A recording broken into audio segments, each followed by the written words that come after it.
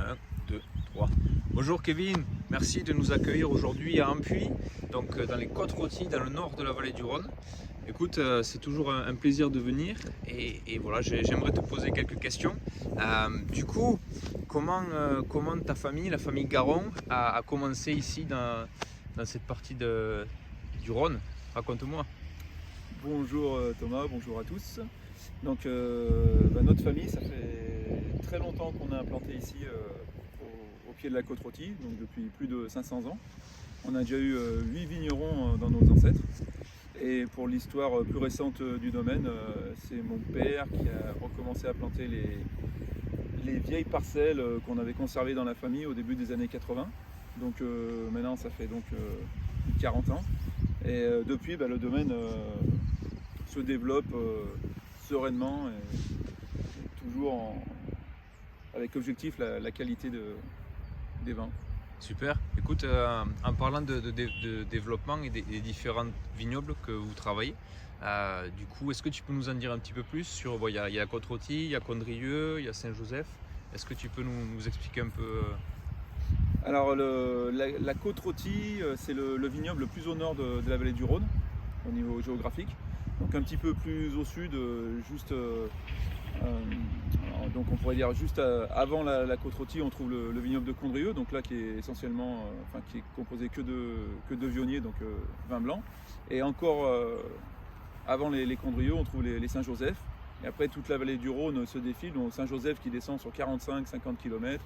Et après, on retrouve d'autres appellations qu'on ne propose pas au domaine, comme Cornas, Saint-Péret. Ensuite, ce qui concerne la Côte-Rôtie, alors la typicité, c'est que dans notre région, c'est qu'on n'a pas de vin générique. Donc il n'y a que vraiment les belles parcelles de coteaux qui sont cultivées par les hommes depuis plus de 2000 ans, qui sont classées en appellation Côte-Rôtie. Ensuite, on a une petite bande de côtes du Rhône. Donc on peut trouver des côtes du Rhône tout au nord de la vallée du Rhône. Ce qui est assez rare quand même. C'est assez recherché puisqu'il n'y en a vraiment pas beaucoup et que c'est des vins qui ont une belle typicité, une belle fraîcheur, vraiment marquée Rhône Nord. Et ensuite on a un peu plus d'espace, on trouve des IGP, des vins de pays collines rhodaniennes. Super. Écoute, moi ce qui m'a impressionné la première fois que je suis venu, ça fait un moment qu'on travaille ensemble, mais la pente quand même, je vois que pour vous, pour travailler ces vignes, c'est quand même du sport, parce qu'on ne peut pas y aller avec le tracteur. Comment on le vit au quotidien? Alors au quotidien, en fait, depuis tout petit, on travaille dans ces coteaux, donc on y est assez attaché. On considère plutôt que c'est un jardin finalement, plutôt qu'un vignoble. Alors nous, de toute façon, c'est des vignobles finalement qui sont cultivés depuis 2000 ans. Ce qu'il faut savoir, c'est que chez nous, les vignes, les raisins n'atteignent leur maturité que dans ces coteaux-là. La plaine n'est pas vraiment plantée, puisque les maturités ne sont pas... les raisins ne peuvent pas atteindre une belle maturité dans la plaine. Comment on le vit au quotidien, c'est un travail assez difficile. Et surtout par rapport à la bio, c'est ce que j'aurais dû rajouter. C'est quand même un challenge de travail des vignes comme ça, de façon en bio. Alors c'est vrai qu'il y a eu des grosses évolutions au niveau du travail des sols. Donc on utilisait encore beaucoup de désherbants il y a 5-10 ans. Ça a diminué drastiquement. Aujourd'hui, on n'utilise plus de glyphosate.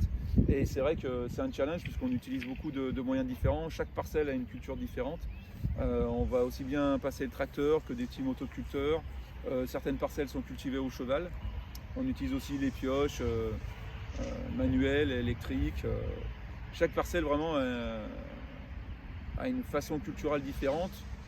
Dans le but, on utilise aussi l'enherbement comme ici. Voilà, chaque parcelle, on adapte notre façon culturelle pour essayer le moins possible de stresser la vigne, de toujours viser la qualité des raisins et respecter l'environnement. Super. Et du coup, il y a quand même une spécificité dans la façon dont vous travaillez aux Côtes-Rôties ici, c'est que vous n'utilisez pas de vionnier avec le Syrah. Donc, est-ce que tu peux nous en dire un petit peu plus? Alors ça, c'est un choix qu'on a fait assez rapidement. C'est vrai que quand j'étais plus jeune, j'aimais bien les Côtes-Rôties et qu'il y avait un petit peu de vionnier dedans. Je trouvais que ça amenait un côté assez suave, des belles aromatiques. Le souci, c'est vrai que le vionnier, c'est un cépage qui vieillit pas aussi bien que la Syrah, on va dire. Et c'est vrai qu'au bout de 5, 10 ans, 15 ans de bouteille, des fois on revenait sur la même bouteille, on était des fois un petit peu déçus. Donc on a choisi de partir sur le 100% Syrah, sachant que sur les vins du domaine, avec le style de nos vins et nos terroirs, naturellement on a tout de suite des arômes très floraux, même avec du 100% Syrah. On a toujours les petits arômes de violette qui sont très présents dès la jeunesse des vins. Et en plus ça permet une belle lecture des terroirs. Comme ici on est sur des terroirs avec plus de leuce, des gneiss. Donc on a tout de suite des syrahs, des côtes rôties vraiment avec des jolis fruits, très abordables dans la jeunesse. Et après selon les secteurs, côte blonde ou côte brune, là aussi on a des marqueurs différents sur les vins. Voilà, donc on peut vraiment une belle lecture des terroirs en travaillant en 100% Syrah. Je confirme, très parfumé et puis aussi moi ce qui m'impressionne à chaque fois avec tes vins, et là je sais pas trop comment tu fais mais tu le fais et de façon assez récurrente, c'est que même jeunes, les vins sont quand même c'est délicieux, c'est des vins alors que c'est quand même des vins qui sont puissants, mais il y a une telle finesse déjà, jeune, je trouve. Et donc voilà, tu m'expliquais que c'était plus ou moins... je te laisse prendre la parole. C'était en fait...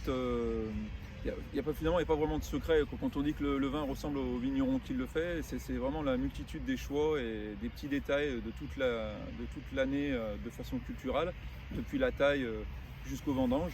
Et bien sûr après en vinif où on peut imprimer, on peut patiner, imprimer un peu notre style, puis s'adapter aussi un petit peu au millésime. Mais après le premier marqueur des côtes rôties, c'est quelque chose qui arrive aussi naturellement dans ces vins-là.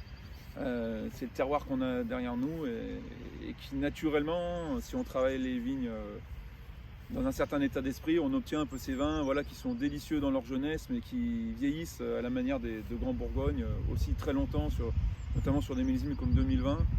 C'est personnellement un millésime que je vais mettre en cave et qu'on va ouvrir sans souci dans 15-20 ans en famille. Et on le fera.